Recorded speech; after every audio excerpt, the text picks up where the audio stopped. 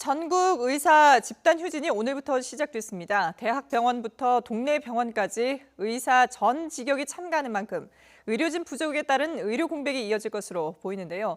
정부는 코로나19 비상 상황에 수도권 의료진에게 업무 개시 명령을 내렸지만 의사들은 집단 휴진을 강행하겠다는 입장을 고수하고 있습니다.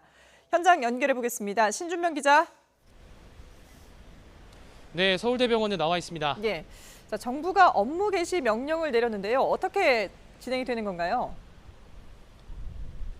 네, 정부는 오늘 오전 8시 서울과 경기, 인천 등 수도권 소재 수련병원에서 근무하고 있는 전공의와 전임의에 대해서 업무 개시 명령을 내렸습니다. 수도권을 중심으로 코로나19가 급속하게 확산하고 있고 확진자 가운데 고령자가 많아서 중증 환자가 증가하고 있는 엄중한 상황인데 의료계 진료 중단 사태로 대학병원 진료에 차질이 생겼다고 판단한 겁니다. 의료법에 따라 의료인은 정당한 사유가 아닌 경우 업무 개시 명령에 따라 본업을 수행해야 합니다. 이를 어기면 면허정지, 3년 이하 징역 또는 3천만 원 이하 벌금이 부과됩니다. 코로나19 상황에 따라 집단 휴진은 감염병 예방법에도 저촉됩니다. 현행 감염병 예방법은 국가에 감염병이 유행하면 의료인이 한시적으로 중환자 치료 등에 종사해야 하는 의무사항을 규정하고 있기 때문입니다. 또 응급의료법상 비상진료 체계를 갖춰야 하는 의무도 있습니다. 이 같은 위반 행위를 동시에 적용할 경우 최대 의사면허 취소까지 받을 수 있습니다. 정부는 수도권 수련병원 응급실과 중환자실부터 현장 조사에 나설 방침입니다. 현장에서 근무 여부를 확인하고 개별적인 업무 개시 명령 뒤 이행 여부를 조사할 계획입니다. 이를 어기는 의사는 현장에서 파악해 고발하겠다는 방침입니다. 네, 고발까지 이어지는 강력한 조치인데요. 오늘 새벽까지 있었던 합의가 결국 무산됐기 때문에 일어난 조치인 거죠? 네, 그렇습니다. 정부는 오늘 새벽까지 이어진 회의에서 코로나19 상황이 마무리될 때까지 의대 정원 확대 등 정부 정책을 유보하겠다고 의료계에 제안했습니다.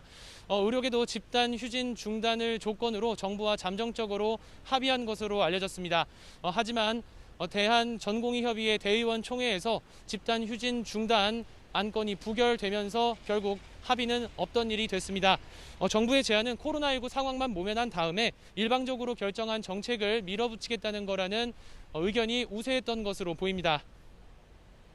네, 업무 개시 명령을 받긴 했지만 의료계는 집단 휴진을 계속 강행하겠다라는 입장이죠.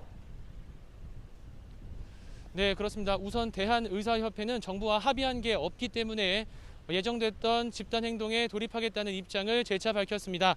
대한전공의협의회도 업무 개시 명령과 상관없이 집단 휴진을 유지하겠다는 입장을 정한 것으로 확인이 됐습니다. 지난 두 차례 의료계 행동은 기간이 단 하루에 그쳤지만 이번 집단 휴진 기간은 사흘로 기간이 길어서 파장도 더 클 것으로 보입니다. 또 참가자 범위도 개원의부터 전공의, 전임의, 봉직의까지 의사 전 직역으로 넓어졌습니다.